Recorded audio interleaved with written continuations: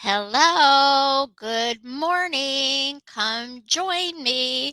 I'm Carol C.C. Miller, your positive life strategist, peace activator, and global hugger, coming to you with another episode of Embrace Your Life Chats. I'm coming to you from Chicago. It is a gorgeous fall day here in the city. I hope wherever you are, it is this gorgeous day as well. And sometimes the rainy, snowy, icky days are nice as well because it gives us some comparison and some time to slow down and just be with it as well. So, again, Carol C.C. Miller here to help heighten celebrations and lessen sorrows through a positive focus. And please, as you join into the conversation, let me know where you're joining me from.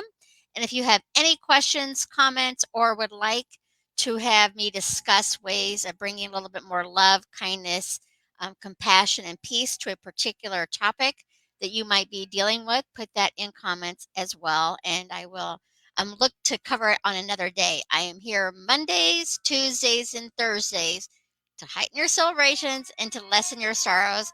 And right now, an ambulance is going by because I live close to a hospital. So I don't know if that is coming through my headset or not. I'm hoping not because it's pretty loud actually. But anyway, we're going to get started today. But I do like to go over before I get started with today's topic to know. There we go. I had the comments closed, so I couldn't see if anybody was joining me anyway. Hi, Lisa. Good to see you here, and Sylvia and Kate from Ireland. I was in Ireland many, many years ago, and I want to go back. It was so, so beautiful. It was a very short, like 5 day trip, and it was stunning. So I would love to go back. So, anyway, today's topic, before we get involved, I like to remind people and then also let people know who might be joining me for the first time. A couple of things to know about me that's helpful. And one is, and it's kind of a big one because a lot of people like to use the word always and they like to use the word never and good or bad, right or wrong. And I'm not an absolutist. There are 7 billion people in this world. I can't begin to know what is always right for 7 billion people or always wrong for 7 billion people or never or good or bad. So I work with the majority of the time, and my scale is 0 to 100. 0 being always unkind, always negative, 100 being always kind and always positive. I don't know anybody who is at 0 or at 100.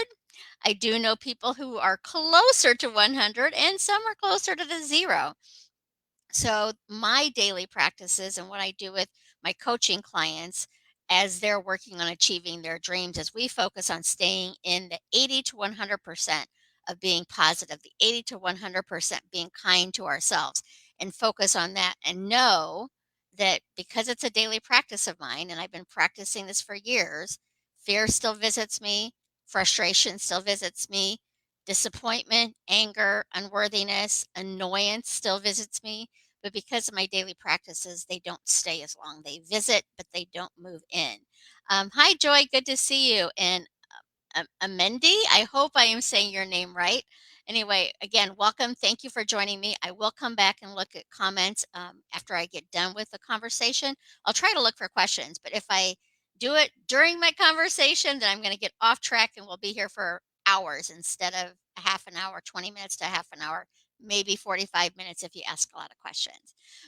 So the number one thing to know is I am not a big believer in always or never. You might catch me saying it from time to time, but generally speaking, I like to work with the majority of the time I am happy. The majority of the time I am positive because I'm not always positive. I don't know of anybody who is always positive, but because of my daily practices, I am far more positive than I am negative. And I try to work on not beating myself up when the negativity visits because it does visit, and I have tools to not let it move in and take over. When we are aware of what we're going through and what we're feeling, then we are in control. When we're in autopilot, then life is controlling us. Life is living us. We are not living life. And then the second tip that I like to remind people is I'm a coach.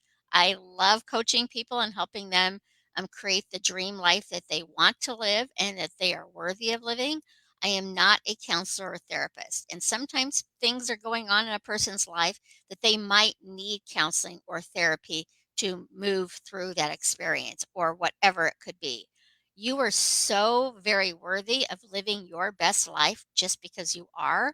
So I highly encourage you to, whether it's a coach, hello, or whether it's maybe it's a clergy member, maybe it's just a dear friend, or maybe it's a therapist or a counselor. I really encourage you to seek out the people who are going to help you live and lead your best life. Thank you so much, Mindy. I really, really appreciate that. And so today's topic was actually, it's a great topic. I believe it was Jennifer. I don't remember her last name, but it was a community member who asked me, and it's Jennifer L. And she asked about how do you deal with annoying people? And she has a particular person at work that she deals with who's very annoying to her, and she tries to be nice and is still annoying. So how do you move through dealing with annoying people? And my guess is if you're here with me, you probably either have experienced it before or still have some annoying people in your life. And the the interesting thing is we probably annoy people as well and aren't even aware of the fact that we annoy people. So we're going to go over that, but I want to discuss because I like knowing what words mean. So today the word is annoying, and the definition is causing irritation. Now, so if the word is causing irritation, it doesn't say that it's necessarily intentionally causing irritation. So some people who are annoying to you could very well be intentionally trying to get you. And so that's a whole different ballgame than somebody who is unintentionally annoying you for a variety of reasons. And they could be, doesn't mean they're right reasons or they're wrong reasons, but for whatever reason you find that person or that experience annoying. So we're going to talk about some tips on how to move through and navigate those kind of relationships in your life. And because I'm not an always or never person, try them on, see if they work, and some might work for you, and others maybe that's not going to work for me. But do what works for you to lessen the power you give annoying people. And when we're focusing our attention on them and getting frustrated and annoyed, which is a natural thing to do, I'm not saying it's a wrong thing, but we're giving our power over to them by giving them our full attention rather than staying in our own inner calm and peace, which is possible with practice, practice, practice. I also like to use affirmations, and affirmations are not positive or negative. They are just simply a statement that you make. When we're working with positive affirmations, however, you can say a positive affirmation, and if you're immediately saying, no, that's not true, then it's not a positive affirmation for you. So let's say you just took a test and you did really poorly on it, but you start saying, I'm really smart. That's a positive affirmation. I am really smart is positive. However, if you immediately say, no, I'm not, I just tanked this test, or whatever reason that you're coming up with that you're not really smart, then that is not going to work for you. You want it to be a believable, positive statement. So if I'm really smart isn't working, maybe you do, I'm in the process of feeling really smart. I'm in the process of becoming really smart. But do something that's going to make it believable so your head is not immediately saying, no, you're not. That's not possible. Because it's about reshifting what we've our own self talk that we've had for years and years that has kind of been planted in us, maybe from family members as children, teachers, friends, many of them meaning well, but just the way they said something has stuck in with us that has caused negative self talk. And again, I'm not an always or never person, but I think the majority of us probably, if we listen to what we say to ourselves in our thoughts, not necessarily in our words, but in our words too, or in our actions on how we treat ourselves, you're going to find that that's a lot of the place where the negativity lies is towards yourself. And that's the work that I do. Although I'm hoping that it emanates out to other people around you and within you, but it's really about the within you to focus on being loving, kind, gentle, and compassionate with yourself, because then it is going to emanate out in the world. So the affirmation I chose for today, because we're dealing with annoying, is I choose peace and calm in all my interactions. Again, I choose peace and calm in all of my interactions. And before we get started in the tips, if you're already at the annoyed place, so you've gone past go and you're annoyed, then when you're able to start listening to yourself again, then you could say, I'm in the process of choosing peace and calm in all of my interactions. So you want your affirmation to be believable for you, and you need to want it. Like if you like to be annoyed and that doesn't matter to you, then guess what? You don't even need to. Well, I hope you stick around, but you don't need to try incorporate any of these tips if that doesn't bother you.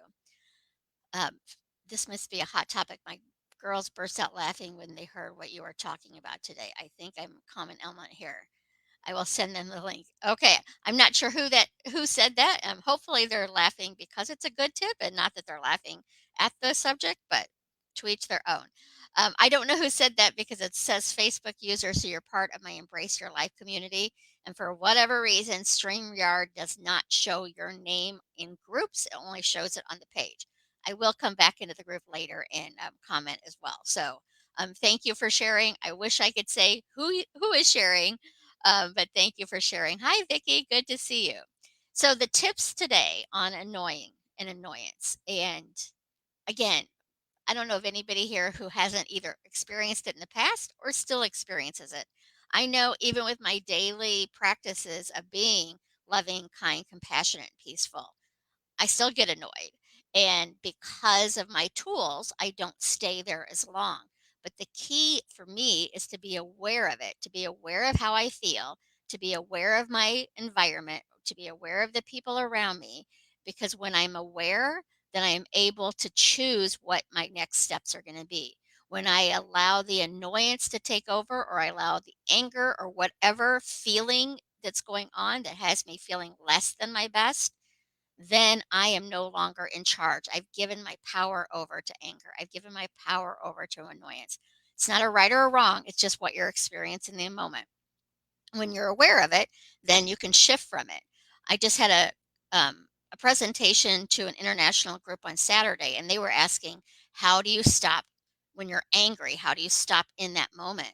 And that's one of the tips that I'm going to give you here is usually once you get to that I'm really annoyed space, it's harder to shift from it because you're there. So you're feeling it, you're experiencing it, so it's about being gentle with yourself. And then as soon as you start letting go of it, then you're going to be able to say, wow, I really let that person get to me. Why did I let that person get to me?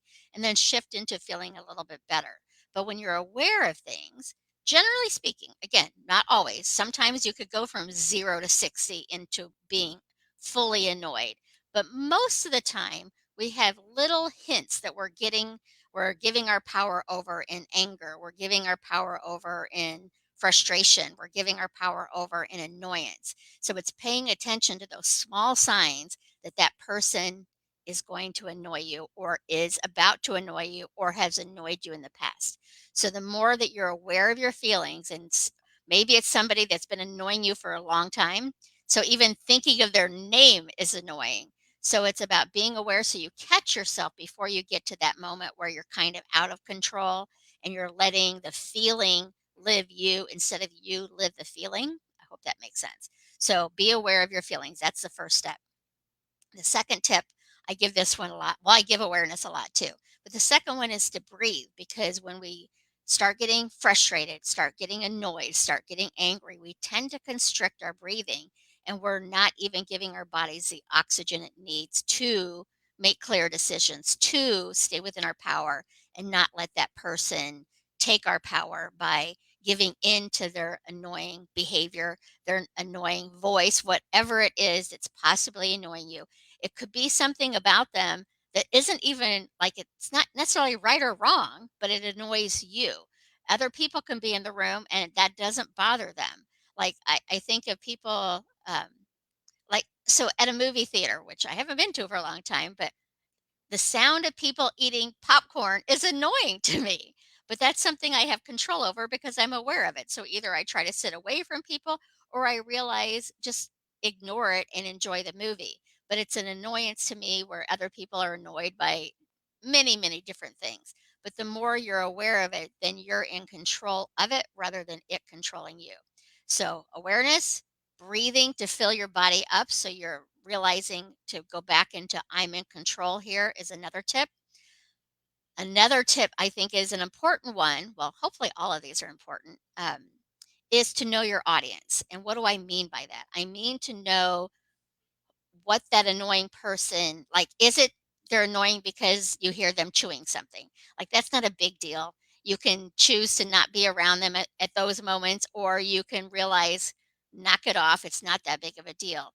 But to know the audience as far as, do they have narcissistic tendencies?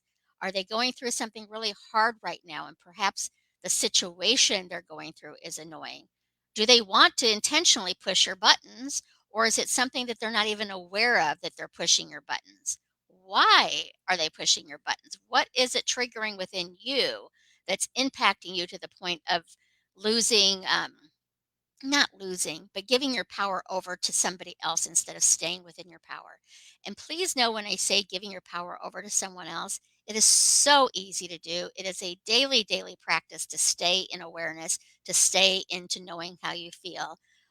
Perhaps somebody can do it overnight and change, but it's generally when things are going well and things you're in relationships with people that make you happy and excited. The practices then are going to help you when you're needing to do a little deeper dive in the practices of the people who annoy you, who drive you crazy for a variety of reasons. So know your audience, to know why they're doing what they're doing.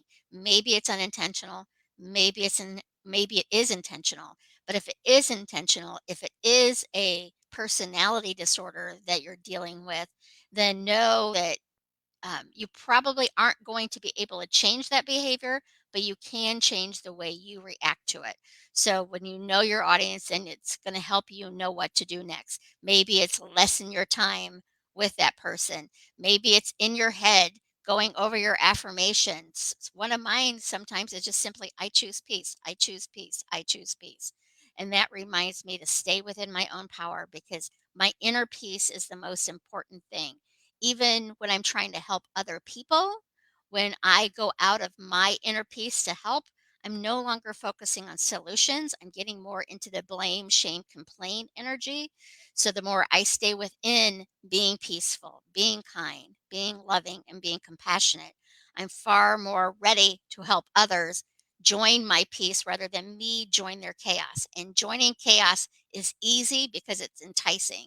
And it's easy to get annoyed by people because it's something outside of us that we don't even see, that we have the ability to stay within ourselves with practice. Please know it's practice, practice, practice for me. So, knowing your audience is going to help you choose if you're reacting or responding to them. Lessening your time with them is possibly a good thing to do if you can. Like, if it's a boss, a colleague, somebody that you work closely with, it might be harder to lessen your time. But in those situations, and I encourage you to think about the fact that maybe they are in your life as an example of either A, what you don't want to be, or B, to show you that your other relationships in your life are easier. And this is a person that is giving you that reflection of what you don't want to be and what you don't want to surround yourself with. So you can know that as well. And then I really, annoying people are annoying. But what I would encourage you to do, especially before you're in their presence, but like their name comes into your head, whether it's somebody that you deal with personally, or maybe it's a public figure that as soon as you hear their name, you get annoyed. Send them love and send yourself love. I really, truly believe the vast majority of people are here to be helpers, and they want to connect with people. And whether um, maybe there's a few people out there who really, really love intentionally hurting people and intentionally annoying people. But generally speaking, for me, that's coming from an internal hurt, and hurt people can hurt others. But the more that people feel seen and that they know that they matter in the world, the less likely they're going to harm themselves and others. Again, remember, it's a scale of 0 to 100. I am not an absolutist. There are lots of people out in the world who are hurt right now, and they're not annoying other people. They are not hurting other people. So it's what you're doing with what your feelings and with your emotions. And to find compassion for yourself for letting the annoyance win for a while. Annoyance may win for a while. It still wins for me for a while, but it does not last. I can't think of the last time I was annoyed, even for hours, like it, because of my daily practices. And now, because of my daily practices, I listen and hear the steps that I'm taking before I get full blown annoyed. I don't know. Well, I do know the last time I was full blown annoyed. It was with the past work situation several months ago. But it's when you pay attention to those experiences, then you're able to stay in control and you're going to respond rather than react. So find compassion for yourself when you do let those negative emotions, so to speak, take charge. They're all emotions that we all experience, being angry, being frustrated, being annoyed, being sad, being negative. There isn't anything wrong with those. It's just an experience to kind of show you you're focusing on what you don't want more than you're focusing on what you do want. And they're experiences that we all have.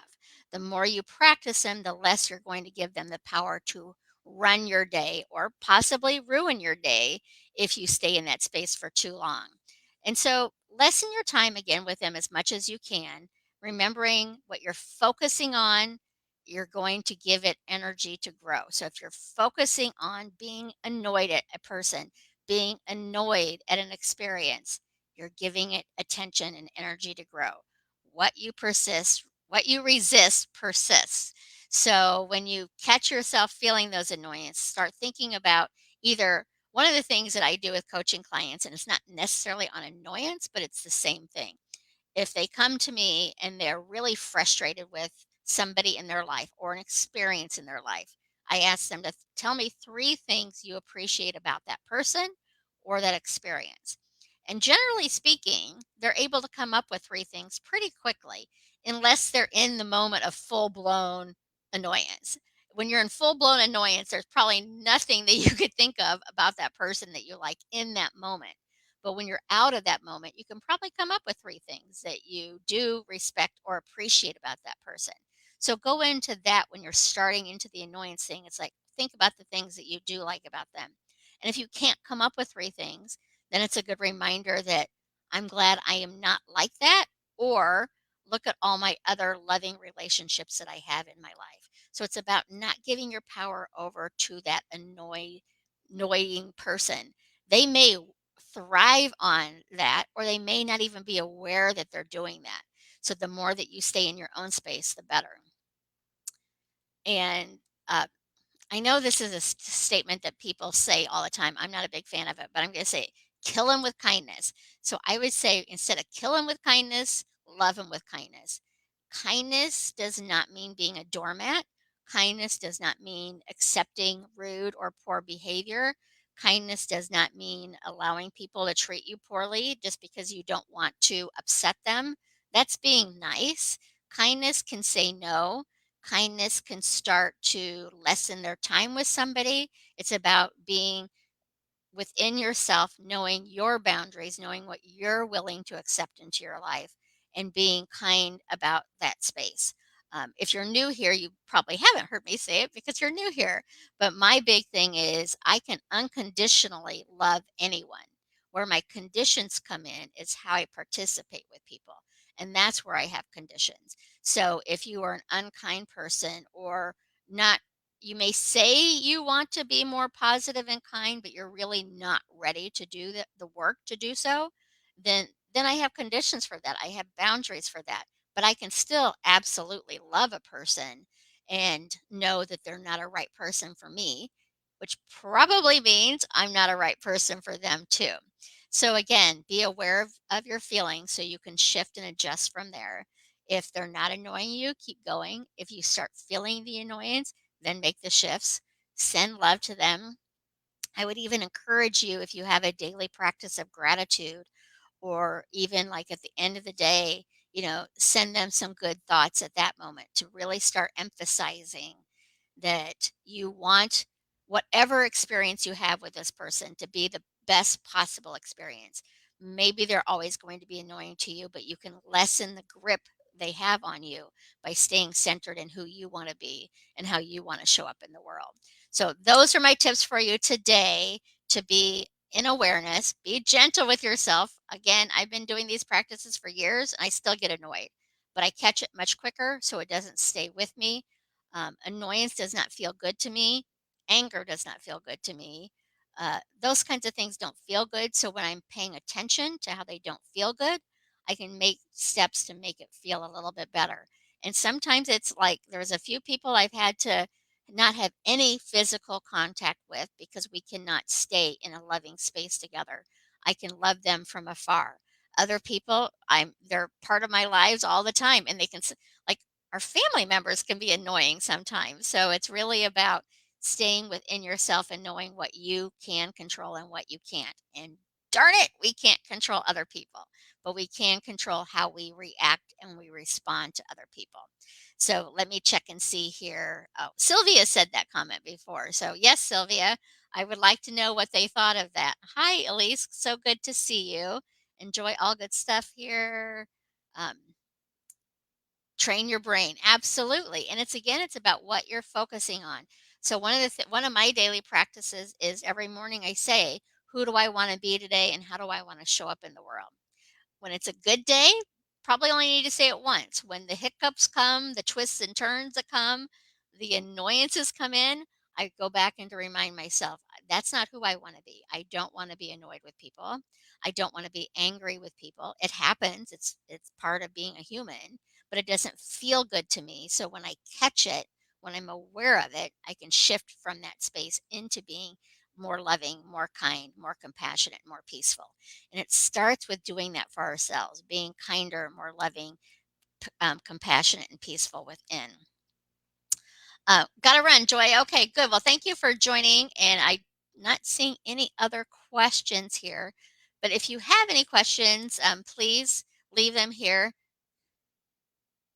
Oh, so Joy is a therapist. So good to have you here, Joy. And if you have any more thoughts or ideas on what you would like me to discuss, I don't know that Jennifer was here today who had the question in the first place. So hopefully she will see this on a replay because it's available on replay after I end this. So you'll be able to see it at another time. I am here Mondays, Tuesdays, and Thursdays weekly to help heighten celebrations and lessen sorrows. Not sure what I'll be talking about on Monday. Tuesday is our next group chat where I'm going to have several people and we're going to be talking about the five love languages and the importance and the help it is to know your love language because we tend to give the love the way we want to receive it. So when you know that about yourself and other people, it helps secure your relationships, all of them from romantic relationships to colleagues to friends and family. So it's going to be a fun conversation. You can go online and just type in five love languages. It's Gary Chapman book, but there is an online quiz you can take to see what your top love languages is. We have all five of them, but some are stronger than others. So like if you are in a romantic relationship or even a not even necessarily a romantic one. If you're in a serious relationship, maybe it's boss, maybe it's a colleague, but somebody you spend a lot of time with, if your top love language is their weakest love language and vice versa, then knowing that will help you know that there's going to be a little bit more communication challenges, but knowing it's going to help you with those communication challenges because you're speaking a different love language. And when I mean love, I don't necessarily mean romantic love. I just mean being in a loving, kind, compassionate, and peaceful space to help you through your relationships. So that's coming up on Tuesday. Of course, I'll be back on Thursday. Not sure what I'm talking about yet, then either. If you have ideas, let me know, but it will be something to help heighten your celebrations and lessen your sorrows through a positive focus. See if there's any more questions here before we say so long for the day. I think I don't see any more, so we're going to say so long for the day. Have a beautiful day wherever you are. Know that you are worthy of being in control of your feelings and to feel the best possible way you can. There is support out there in a variety of ways: coaching, counseling, clergy member if you are in a particular religion that feeds your soul.